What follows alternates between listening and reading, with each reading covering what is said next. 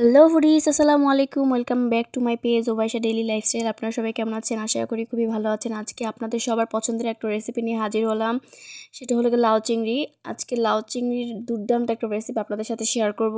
আশা করি আপনাদের সবার অনেক ভালো লাগবে এবং অবশ্যই রেসিপিটা বাসায় ট্রাই করে দেখবেন। তাহলে দেখবেন বাসার সবার প্রশংসায় আপনি পঞ্চমুখ হয়ে যাবেন আর সবাই বারবার আপনার কাছে এই রেসিপি আবদার করবে। তো চলুন, ফার্স্টে আমি একটা কড়াইয়ে কিছু পরিমাণে পেঁয়াজ আর মরিচ দিয়ে ভালো মতো একটু হালকা পরিমাণে ভেজে নিব। তারপরে যখন হালকা ভাজা হয়ে যাবে এই পর্যায়ে আমি কিছু পরিমাণে বেশি করে চিংড়ি মাছ অ্যাড করে নিয়েছি। তো চিংড়ি মাছটা আমি ভালো মতো ভেজে নিব যত পর্যন্ত না একটা চিংড়ি মাছের স্মেল বের হয় ততক্ষণ পর্যন্ত। এই তো আমার চিংড়ি মাছগুলো ভাজা হয়ে গেছে। এই পর্যায়ে আমি পানি অ্যাড করে দিব। তো পানি অ্যাড করে দেওয়ার পরে যখন পানিটা বলক চলে আসবে এর মধ্যে আমি দিয়ে দিব 1 চামচ পরিমাণ লবণ, 1 চামচ পরিমাণ মরিচের গুঁড়া এবং 1 চামচ পরিমাণে হলুদের গুঁড়া। তো ভালো মতো মিক্সড করে নিব।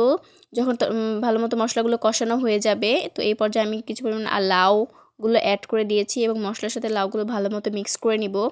তো ভালো মতো মিক্স করা হয়ে গেলে এগুলো দমে দিয়ে দিবেন। পানি দেওয়ার কোনো প্রয়োজন নাই। তো আমার দম দেওয়া হয়ে গেছে। এখন দেখেন লাউয়ে কত পরিমাণে পানি উঠছে। আমি কিন্তু একটুও পানি ইউজ করি না। আপনাদের পানি ইউজ করার প্রয়োজন নেই, কারণ লাউতে এমনি পানি উঠে।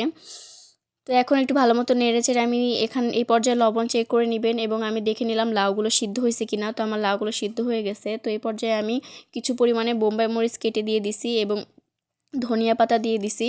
ধনিয়া পাতা দিয়ে এখন আমি এগুলো একটু ভালো মতো নেড়েচেড়ে নিব, মিক্সড করে নিব সব কিছু।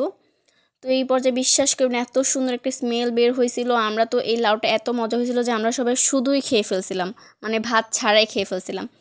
তো এরকম করে অবশ্যই বাসায় রেসিপিটা ট্রাই করে দেখবেন, অবশ্যই আপনাদের খুব ভালো লাগবে। তো আজকে ভিডিও অবধি সবাই ভালো থাকবেন। আল্লাহ হাফেজ।